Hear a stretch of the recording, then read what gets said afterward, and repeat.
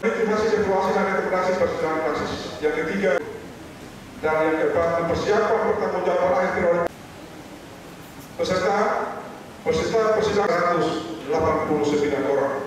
Adalah hari Kamis sampai hari Jumat tanggal di gedung debat debit secara 12. Tahun 2020 ini bersumber dari APBNK Global Lain tahun 2024 dan APBND seluruh Global tahun 2024 dan usaha-usaha lain yang sah.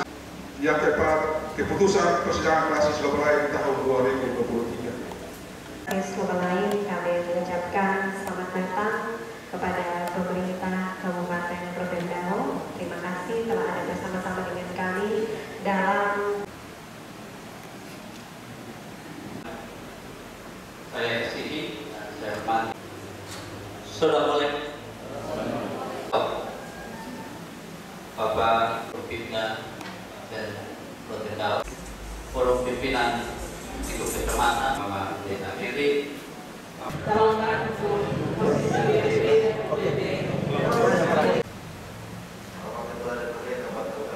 Bermartabat ini. Bapak Ibu sekalian, saat ini kita menghadiri pembukaan sidang kelas Global Lain tahun 2004 dan karena itu atas nama pemerintah saya merasa berbahagia sekali karena dapat menjumpai Bapak Ibu sekalian dalam keadaan sehat dan penuh sukacita. Saya juga sangat senang dengan pemberitaan firman Tuhan yang sangat memberkati kita semua. Kita bersyukur sekali kita ditemukan, dikuatkan dengan firman Tuhan yang luar biasa. Bapak Ibu hadirin yang saya hormati, seiring dengan lajunya perkembangan zaman yang tentu saat ini begitu cepat, maka gereja Tuhan juga diperhadapkan tentu pada berbagai tantangan baik secara internal maupun eksternal. Secara eksternal, di mana pada saat ini tentu telah banyak muncul, ada banyak masalah moralitas, ya, kekerasan dalam rumah tangga maupun juga bentuk-bentuk kriminal yang lain. Sudah barang tentu pasti itu menjadi tantangan besar bagi gereja saat ini. Selanjutnya secara internal mungkin banyak terjadi juga ada perpecahan yang terjadi dalam persoalan gereja, juga menyangkut keuangan, kepentingan kelompok dan juga perbedaan penafsiran. Ya. Dan oleh karena itu persidangan klasis GIMIT ini diperlukan sebagai sarana untuk kita berkumpul, berdialog, dan menciptakan kehidupan, ya, persekutuan yang lebih kuat, termasuk dalam membina rasa toleransi, kerukunan dengan sesama. Dan karena itu sarana juga sekaligus sarana untuk mengevaluasi berbagai program kerja yang tentu akan direncanakan pada tahun sebelumnya, yang sudah direncanakan sebelumnya, serta membahas rencana kerja serta rencana anggaran di tahun berikutnya. Untuk itu pemerintah Kabupaten Rotendao berharap agar sinode GIMIT dalam hal ini kelas Global Lain melalui program-programnya dapat memperlengkapi jemaat Tuhan dalam meningkatkan kualitas imannya, sehingga mampu untuk menghadapi setiap tantangan dan permasalahan yang ada, baik secara eksternal maupun individual. Hadirin yang saya hormati, pembangunan Kabupaten Rotendao yang sejahtera tentunya membutuhkan dukungan dari banyak pihak, termasuk sinode GIMIT dan lebih khusus klasis Global Lain. Untuk itu sebagai mitra pemerintah dalam upaya pembangunan mental dan spiritual masyarakat, diharapkan agar gereja yakni klasis Global Lain dapat menjadi bagian bersama dalam membangun kualitas hidup jemaat, di mana saya percaya bahwa gereja dan pemerintah mempunyai tujuan yang sama, yakni membentuk kehidupan jemaat yang berkualitas sehingga nantinya dapat berdampak pada pembangunan sumber daya manusia Rotendao yang berdaya saing dan bermartabat. Pada kesempatan yang berbahagia ini, saya juga sedikit bercerita bahwa ketika waktu saya mau dilantik tanggal 16 itu, saya mendapatkan WA dari Bapak Ketua Bapak Samuel Pandi mengucapkan promosi selamat. Ya, itu kira-kira di tanggal 14 ya, Februari 2027. Lalu kemudian saya tidak balas beliau, tapi saya telepon. Saya bilang, kakak di mana? Saya bilang begitu. Kakak Samuel di mana nih? Beliau bilang posisi di Rote. Saya di Rote, Bapak, katanya begitu. Oh, luar biasa. Bapak, kapan pulang? Ya. Saya mau dilantik tanggal 16 ini sebagai pejabat bupati di Rotendao. Bapak sudah ucapkan selamat promosi, tapi saya lantik ini Bapak hadir tidak begitu? Nah, saya bilang begitu. Ya, kalau nanti pemerintah undang saya, ya saya siap. Ya, tapi saya bilang begini, Bapak, saudara ini Bapak semua ya. Saya minta Bapak yang berkati saya nanti. Ya, Bapak yang berkat saya nanti ketika waktu saya dilantik begitu. Nah, kalau itu saya akan pulang cepat, katanya begitu. Nah, dia bilang, itu bagaimana? Saya bilang, ya karena biasa kantor agama, kadang-kadang ya nanti kita akan bersurat lalu mereka ya. Lalu kemudian saya bilang, mungkin nanti saya bicara dengan Pak Sekda. Nah, Bapak yang saya minta itu berkat saya. Bapak Ibu boleh tanya beliau. Ya waktu itu saya bertelepon dengan beliau begitu. Jadi kemudian Bapak Samuel bilang, besok saya pulang. Besok saya pulang. Jadi tanggal 15 Februari itu beliau kembali dari Rote dengan very cepat ya, kalau tidak salah. Mungkin di sini Bapak Ibu pendeta barangkali ada yang tahu. Dan waktu beliau di atas ferry saya telepon pastikan bahwa beliau sudah ada tidak. Karena undangan saya mau kasih begitu. Tapi saya juga sudah siap PDF-nya.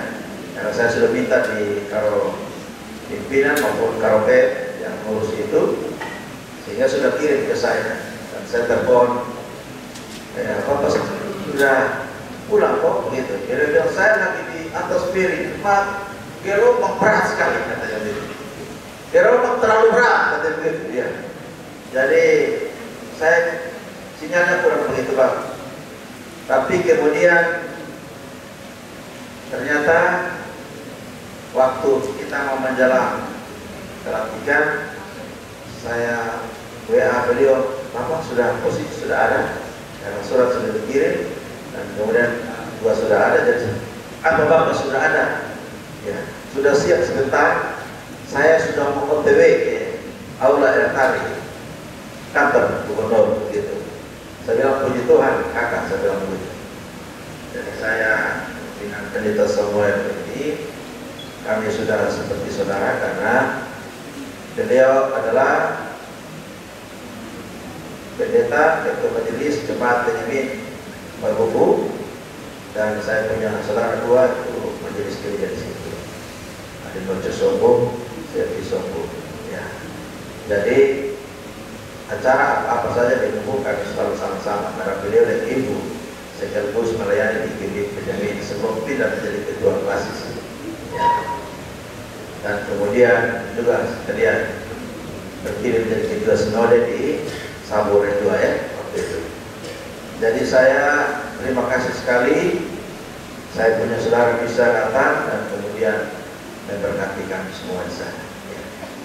Sebelum mengakhiri sambutan ini, mungkin saya ingin menyampaikan kepada Bapak Ibu para pendeta tentang masalah-masalah kita di Rotendao yang tentu ini merupakan perhatian kita semua. Pertama, yaitu masalah kemiskinan ekstrim yang saat ini kita masih ada di posisi 5%. Yang tentu itu menjadi perhatian gereja, perhatian kita semua, termasuk juga pemerintah. Tentu ini membutuhkan kerja-kerja kolektif, kerja-kerja yang tentunya harus kita bersinergi bersama untuk bagaimana ya mengatasi kemiskinan ekstrim yang ada di Rotendao. Sementara kemiskinan biasa itu kita ada di posisi 29%. Di posisi 29% dari Nusa Tenggara Timur itu masih cukup, yang saya anggap masih tinggi. Ya. Kita juga diperhadapkan lagi dengan saat ini itu kita punya stunting yang cukup tinggi. Kemarin saya rapat dengan Bapak Asisten 2, S3 dan kemudian dengan dinas-dinas yang berhubungan dengan masalah-masalah kemiskinan, masalah-masalah stunting, dan juga masalah-masalah lain yang ada di Rotendao. Saya ingin mendapatkan masukan secara lengkap. Dan kemudian saat itu angka stunting kita yang di posisi 20,5% itu sebenarnya angka nasional kita adalah 14%. Dan itu kita masih di atas, di atas, artinya masih tinggi. Dan karena itu kita berharap berdoa supaya angka stunting ini kita harus kerja kolaborasi dengan semua mitra, termasuk gereja yang sangat penting. Karena gereja lah yang memiliki jemaat, gereja yang memiliki umat. Demikian pun juga masjid dan lain-lain, mereka juga yang punya umat. Dan karena itu kita harus bersinergi dengan semua pihak yang ada di Rotendao ini untuk bagaimana kita bisa mengatasi masalah stunting ini. Dan saya begitu terpukul sekali ketika Ibu Kadis Kesehatan melaporkan bahwa tahun ini ada peningkatan, bahwa ini data yang terakhir masuk ini kita tambah 18% stunting kita. Saya bilang betapa kagetnya kalau tambah 18%. Dari 20,5% maka kita sudah di angka 38,5%. Ini bukan angka main-main, karena stunting yang ini tinggi itu adalah Sumba Timur. Tapi kalau kita sampai angka itu, jangan sampai kita mengalahkan artinya bukan mengalahkan, bukan kasih turun, tapi kita naik tinggi seperti itu. Dan betapa kaget saya seperti itu, dan saya bilang, coba periksa data itu, ya. Ada Bapak S2 di sini, teman-teman yang lain, coba lihat baik-baik data itu, ya. Apa data ini valid atau tidak? Saya bilang begitu. Karena data yang begini, ini kita akan justru dicap seperti orang yang tidak bekerja. Padahal uang begitu banyak masuk di sini dan kita selama ini semua bekerja. Kalau semua bekerja, maka tentu mestinya angka stunting itu turun, bukan naik, gitu. Demikian pun angka kemiskinan bukan turun, bukan naik, tapi semestinya turun seperti itu. Jadi karena itu saya minta perhatian benar Ibu Kadis Kesehatan untuk perhatikan baik-baik. Dan hari ini Pak S3 yang betul tadi bersama dengan Pak S2 akan sama-sama nanti dengan Kadis Kesehatan sebentar itu untuk bagaimana melihat kembali itu data. Bahkan saya mau bila perlu pada saat penimbangan di puskesmas itu saya di sini, gitu. Baik ukuran lengan maupun juga tinggi badan dan lain-lain, kita pemerintah harus hadir untuk memastikan benar bahwa memang itu stunting betul. Karena kalau memang itu stunting betul dan kita tidak bisa berpikir bersama untuk mengatasi, kita Rotendao ini akan dicap sebagai daerah stunting. Ya, kalau kemiskinan ya sudah barang tentu di mana-mana ada orang miskin. Ya tentu tahu seperti Amerika saja juga ada orang miskin. Ya, tapi kita jangan terlalu banyak orang miskin juga, tidak baik seperti itu. Saya bilang teman-teman kepada Dinas Padat, saya bilang begini, bahwa orang Rote ini bekerja keras, ya Bapak Ibu sekalian, Bapak Pendeta, sebenarnya mereka ini bekerja keras. Ya, kita bisa lihat bahwa ya, mereka dengan begitu luar biasa bekerja keras sampai bisa kirim hasil bumi dari Rotendao ini.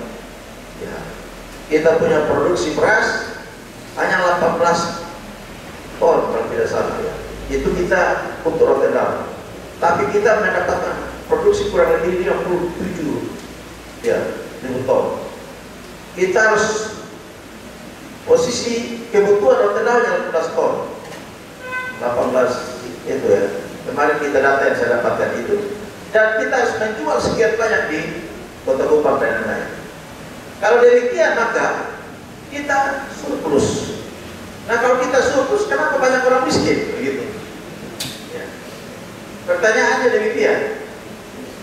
Saya bisa melihat bahwa saya bisa meyakini bahwa semua orang ketika ada BLT bantuan langsung tunai, ketika ada beras raskin, semua orang mendaftarkan diri untuk menjadi miskin. Ya, pikir begitu. Walaupun dia punya rumah itu kategorinya rumah tembok, berlantai keramik, sanitasinya bagus di belakang, dia punya hewan, mungkin ada 1-2 ekor babi, 5 ekor kambing atau lain-lain. Dia punya kebun, tapi dia lebih suka mendaftarkan diri sebagai orang miskin. Nah ini berarti pola pikir ini, mindset ini yang kita ubah. Jadi saya minta, dinas saya berhubungan dengan itu, saya minta Bapak Ibu sekalian mendata kembali mereka yang disebut miskin itu, supaya kita jangan dicepat sebagai daerah miskin lagi. Ya. Kalau miskin benar itu tidak ada masalah, tapi memiskinkan diri itu yang berat. Ya, saya, orang rote kenapa mau mengatakan kalau saya miskin begini? Nah, karena ada NBT 300.000 per bulan ini, ya 3 bulan tambah 900.000, lumayan tuh, 1 tahun atau sekian banyak ya. Tapi kita dicap miskin, padahal kita punya sawah, kita punya karbon, kita punya ini. Nah, saya bilang bahwa ini buktinya, dia dapat 300.000, tapi kalau kumpul dalam 1 bulan itu ada 4-5 orang, dia bisa taruh 1 juta. 1 orang 200.000, 5 kali kumpulan sudah 1 juta. Padahal dia dapat BLT hanya 300.000 saja. Ya. Bagaimana dia dikatakan miskin? Nah ini yang kita ubah pola pikir mereka supaya jangan merasa diri bahwa miskin. Dan kalau kita dicap miskin terus, itu tidak baik. Ya. Kita tercatat di pusat sebagai daerah kabupaten miskin. Nah, itu tidak bagus sekali. Nah, saya berharap banyak semua dinas badan ini kerja keras untuk mengecek kembali mereka-mereka yang sudah mendaftarkan diri sebagai miskin, baik kemiskinan ekstrim maupun kemiskinan biasa. Kita harus cek kembali supaya kita keluarkan mereka dari yang namanya miskin itu akibat dari mereka suka mendaftarkan diri sebagai orang miskin. Kira-kira begitu Bapak Ibu sekalian. Dan hari itu saya berharap banyak Bapak Ibu, para pendeta, majelis, semua, mari bantu kami pemerintah, tolong kami pemerintah untuk mengedukasi ini jemaat ini, mengedukasi bahwa tidak baik kalau kita ini sebenarnya punya tapi kita bilang kita tidak punya. Sebenarnya kita tidak miskin tapi kita bilang kita miskin hanya karena ada bantuan pemerintah. Dulu di zaman Soeharto sudah ada BLT, betul ya? Sudah ada beras raskin. Beras raskin itu kan bahasa tidak bagus toh. Beras orang miskin. Ya singkatannya begitu ya, raskin. Beras orang miskin. Sekarang sudah ganti beras sejahtera. Ya, kira-kira begitu. Beras sejahtera, artinya dia masih di bawah dari sejahtera. Beras sejahtera. Ini tolong supaya mereka ubah cara berpikir mereka supaya memang bagus juga karena tiap bulan tidur saja dapat 300.000 dapat beras lagi. Lalu karena dapat beras secara gratis, lalu kemudian uang secara gratis, bapak tua yang tadinya isap rokok yang bisa beli setengah bungkus karena disunai 2-3 bungkus ya 2-3 bungkus. Tapi kalau kasih mak tua beli susu untuk anak, saya mau kasih. Nah, akhirnya anak stunting tuh, ya tuh. Uang dikasih 300.000 untuk kasih beli susu dan lain-lain. Tapi malah dia mesti rokok terus. Ya, 1 hari udah garam 2-3 bungkus terus. Tadi dia tidak punya uang, dia hanya mungkin isap berkali 1-2 batang atau 3 batang. Sekarang kan dia sudah 300.000, dia hantam 1-2 bungkus. Nah, Dan saya lihat itu waktu saya masuk kantor itu banyak puntung-puntung rokok di mana-mana. Saya khawatir PKW mendaftarkan diri sebagai orang miskin. Ini berat sekali. Gaji sudah kecil, ya, tapi bisa rokoknya antri sekali. Ya. Tapi kalau kasih istri, sampingnya bukan main. Nah, karena itu barangkali saya pada kesempatan ini saya percaya bahwa Bapak Ibu yang para pendeta yang punya potensi yang hebat ini, ada saya punya saudara dong, ada di sini juga. Ini ada saya punya anak di sini juga. Ini mereka punya potensi ilahi yang luar biasa. Potensi yang hebat ini, mari bantu kami pemerintah bersinergi, bermitra untuk bagaimana membangun Rotterdam Indonesia sejahtera. Saya hari pertama datang tiba di sini, malam saya tiba, esok saya bilang saya bertemu dengan Ibu Ketua Kelas Ibu Mary. Nanti tapi Ibu Mary sudah dihubungi, sore bisa waktunya saya, dan saya hubungi Romo, dan kemudian saya bertemu dengan Romo. Saya bertemu dengan Ibu Ketua Kelas sorenya, lalu malamnya saya bertemu dengan Ketua Majelis Ulama Indonesia. Saya minta beberapa hal ini menjadi mohon dibantu kami pemerintah.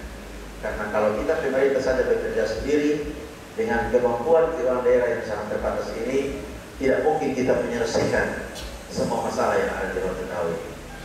Sekarang beras kita naik, terjadi inflasi. Beras yang posisi di Dolok itu dijual hanya dengan 10.290.000 per kilo ya Pak, ya 10.000 dari 10, ya itu kalau di kios yang ditentukan ada 10 kios. Kemarin kami rapat di pejabat bupati, pejabat gubernur ya Bapak, pejabat gubernur dengan semua Bank Indonesia dan lain-lain, itu disiapkan 10 kios yang ada di Rotterdam. 10 kios itu akan menjual dengan harga standar yaitu 11.500 rupiah. Dan karena itu 10 kios ini kita jaga dari 10 kios yang sudah ditentukan di beberapa kecamatan ini harus jaga supaya beras dari Dolok yang masuk di situ itu tetap dijual per kilo itu adalah 11.500. Karena di pasar-pasar saat ini beras itu sudah menembus angka 17.000 di Metina atau 17.500 kalau saya. Nah, 17.000. Di Musalangka kemarin kami cek di sana per kop itu sudah 4.500. Dikalikan dia menembus angka 16.700 lebih bahkan. Angka ini masih tinggi. Dan kalau kita tidak lagi lakukan sesuatu, kasihan daya beli masyarakat ini akan berpengaruh. Di mana yang namanya kita bilang bahwa kita adalah penghasil beras? Di mana yang bilang bahwa kita ini adalah surplus beras?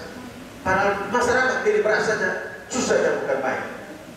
Makanya kemarin saya operasi pasar di Musalangka bersama dengan Bapak Asisten Kepala Dinas dan minta ini harga-harga yang kita cek ini supaya jangan sampai terjadi seperti itu. Dan saya diminta dari situ saya bilang kita singgah gudang Dolok. Kita singgah gudang Dolok. Lalu kemudian kita cek stok beras di sana. Ternyata di gudang Dolok itu masih ada persediaan untuk rawat pangan kalau terjadi itu 2 bulan ke depan masih ada tersedia. Karena masih ada 400.000 lebih ton yang tersedia di gudang Dolok. Saya bilang sama Pak Kepala Dolok Rotterdam, ini bisa tambah tidak? Karena kalau misalnya hujan kita sedikit, bisa berpengaruh kepada gagal tanam. Dan kalau gagal tanam, maka dia akan berdampak kepada gagal panen. Tolong bantu kami. Ya, dan dia menyatakan bahwa 1 bulan lagi asal Bapak ada gudang, maka kami akan mendatangkan lagi beras. Oke, kalau begitu nanti saya akan bilang teman-teman kita untuk menyediakan gudang begitu. Penting, ya. Bila perlu kita gereja sama-sama berpikir untuk menyiapkan gudang. Kalau Dolok punya alasan gudang tidak ada, begitu. Kenapa? Kalau semakin beras datang banyak dari Dolok, maka akan dijual lebih murah. Kalau akan dijual lebih murah, maka mereka yang akan menjual tinggi-tinggi ini pasti lakunya lama dan mereka akan menyelesaikan, sehingga mereka tidak akan menekan masyarakat daya beli masyarakat yang begini susah. Karena itu saya minta untuk kita melakukan juga pasar murah. Jadi di Nolok itu saya langsung minta ke kanwil Noloknya siapa? Dia bilang Pak Imawan. Oke, Bapak telepon, saya bicara Pak Imawan. Dan katanya Pak Imawan lagi ini tidak bisa, sehingga bicara dengan Pak Faisal. Pak Saiful, kepala bidang. Saya bicara dengan Pak Saiful, mohon bantuannya kami di Rotterdam. Kalau bisa ada pasar murah Pak Saiful. Lalu beliau bilang, Bapak, pakai saja beras yang ada di situ 10 ton untuk pasar murah. Ya, jadi 10 ton pasar murah itu akan dijual dengan harga 10.250 rupiah. Dan kita akan tempatkan ini ke beberapa titik kecamatan. Tapi saya bilang, sudah tidak usah lagi di kios-kios, nanti kios untung lain-lain. Kita minta gereja saja. Ya, gereja-gereja di depan gereja itu bikin pasar murah. 1.000 ton, 1 ton 1.000 kilo ya. Betul. Jadi 1-2 ton taruh di situ, 1 ton taruh di situ. Masyarakat yang berpenghasilan rendah boleh datang beli di harga murah di situ. Begitu. Jadi dalam waktu dekat ini, karena Nolok sudah itu, Bapak Kepala Dinas Padang, Bapak Stan, saya sudah minta bikin surat segera. Karena mereka minta bikin surat ke Nolok ya, Pak. Nah, disiapkan. Penting sekali kita kerja tidak main-main. Ya, supaya kita bisa melakukan sesuatu untuk daerah Rotterdam yang kita cintai. Saya kira ini hanya beberapa hal, masih banyak PR kita. Karena itu Bapak Ibu Pendeta semua, ya saya tidak tahu juga bahwa tadi disebutkan bantuan-bantuan maksudnya apa? Kita punya dana untuk sidang 180 sekian orang, dari itu bahwa itu hanya dari anggaran klasis, anggaran apa lagi? Ada anggaran jemaat dan lain. Proposal suka di pemerintah belum? Saya tanya sama Kakak Pem, Kakak Pem ya ribut, oke, Kakak Pem. Ini saya mau hadir di sana. Saya mau hadir di sidang klasis ini. Saya pasang sambutan. Pemerintah suka siapa? Bilang belum Bapak, karena belum ada perusahaan begitu. Tapi kalau kasih proposal bisa tidak Bapak Kakak Pem? Kita bantu. Jangan siap saja, bisa tidak begitu. Ya? Oh, kami kaji. Jadi itu masih dikaji-kaji ya Bapak Ibu sekalian. Kalau masih dikaji itu antara ya dan amin. Karena itu saya minta maaf, saya ada sumbangan pribadi saya sudah bawa di sini untuk bantu. Hanya mungkin perlu satu kali apa kita harus bersinergi ya. Mudah-mudahan Bapak Kepala Dinas supaya oleh banyak perjalanan dinas ini bisa bantu sedikit-sedikit. Ya. Kalau PJ Bupatinya saja sudah lakukan, mereka minimal 500.000 kan sana berat begitu. Begitu toh. Nah itu PJ Bupati, kalau PJ Bupati mungkin sudah hukum jadi provinsi jadi banyak duit berkali. Ya. Jadi kalau PJ Bupati kasih 2,5 juta atau 5 juta atau 1 juta, Bapak Mama pokoknya 500.000 juga ya, tidak masalah begitu ya kan. Jadi saya mohon maaf, kita pemerintah belum berbuat apa-apa, tapi kami percaya juga Bapak Mama sekalian bahwa Bapak Mama di sini sudah orang-orang kaya semua, sudah punya potensi hebat semua. Tapi mohon perhatikan ini ya, beberapa hal saya bilang itu orang-orang miskin, stunting dan lain gereja yang punya tanggung jawab itu. Nanti Bapak Mama di Mongkale ini datangkan, oh ini karena sidang untuk Mongkale saya salah ya. Sidang ini untuk seluruh Lobolayan, seluruh gereja Lobolayan. Berarti seluruh pendeta-pendeta minus Lole ya. Kalau Lole dulu masih dengan kita. Lole itu ketua kelasnya sahabat saya. Ya. Ya. Saya masih bertelepon dengan dia waktu saya sampai Rote, saya telepon dia lagi di Rote kan. Dia lagi di Kupang Main, lagi di Kupang. Dan saya bilang, Maaf Bapak Samuel, tolong telepon Mama Mary dulu. Bapak tolong telepon Mama Mary, saya mau datang di Mama Mary, saya sampai Mama Mary bilang, wih Bapak Samuel sudah telepon saya Bapak. Oh ya baik, sudah. Ya. Nah, Bapak Kelasis, Lole kasih tahu dulu, kasih tahu Mama Mary. Dan saya sampai Mama Mary bilang Bapak Ketua Kelas Lole sudah telepon dia dulu. Nah begitu. Jadi kita kasih tahu supaya kita semua bersedia semua.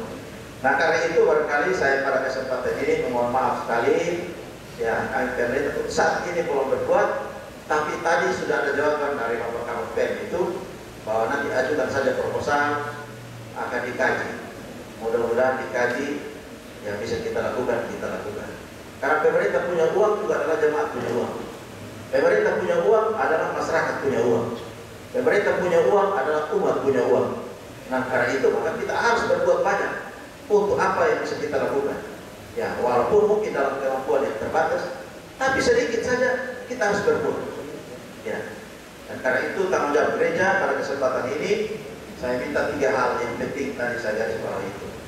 Karena Matius 5 ayat 1 itu di situ dibilang aku tidak mengenal engkau, kalau misalnya engkau ketika aku lapar engkau tidak beri aku makan, ketika aku haus engkau tidak beri aku minum, ketika aku telanjang kamu tidak beri aku berpakaian, ketika aku di penjara kamu tidak mengunjungi aku, ketika aku orang asing kamu tidak memberi aku pangan.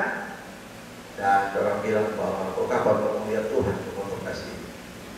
Maka tapi Tuhan bilang apa saja yang berbuat untuk salah seorang yang paling hina ini, engkau sudah melakukannya untuk Tuhan. Jadi yang paling hina itu miskin itu. Yang stunting itu kan, itu yang paling hina. Yang paling hina itu bukan kita. Kita datang, kita pecah bagus-bagus sih, betul kan? Mau pendeta pakai gagal kan, apalagi seragam semua. Bawa pendeta dong seragam semua. Itu berarti kita datang dengan gagahnya. Tapi mereka yang ada yang hina itu adalah yang stunting, yang miskin, yang susah. Itulah kita harus ada di sana. Kira-kira itu saja. Mohon maaf kalau saya sudah bicara banyak, tapi saya bicara itu memang hal-hal yang fakta, hal-hal yang penting. Itu Tuhan memberkati kita semua. Salam. Ya, selamat bersidang bagi Bapak Ibu sekalian, Bapak Pendeta, Bapak Ibu Pendeta, dan semua jemaat yang akan bersidang pada kesempatan ini. Tuhan memberkati kita semua.